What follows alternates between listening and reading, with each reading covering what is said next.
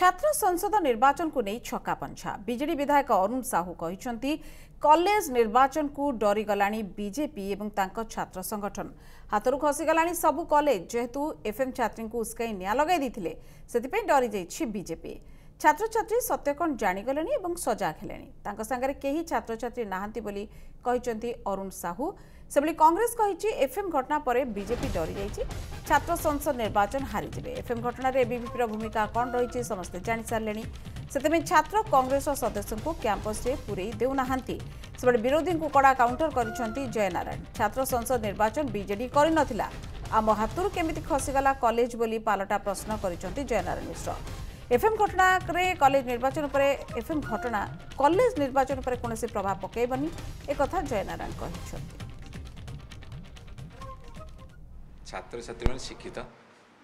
से माने भारत वर्षर ओडिशार घटना को सब भल भाव जानती सपक्ष अच्छी सपक्ष कहीं ना कौट अच्छी जा खसब सी अलरेडी तो खसड़ा रास्ता गले बीजेपी वाला देखो छात्र संगठन जो कॉलेज निर्वाचन अच्छी सरकार करेंगे कि नहीं भय कर कांग्रेस को बीजेडी की बोधे भय कर कांग्रेस छात्र नेता माने कैंपस को न जीवे तो कांग्रेस भयभीत डरुंच जेहेतु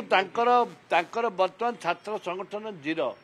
कॉलेज निर्वाचन कौटी होता कॉलेज खसीगला कि रहा जना पड़ो एथरक निर्वाचन हम जदि कॉलेज खसला कि रहा जना पड़ो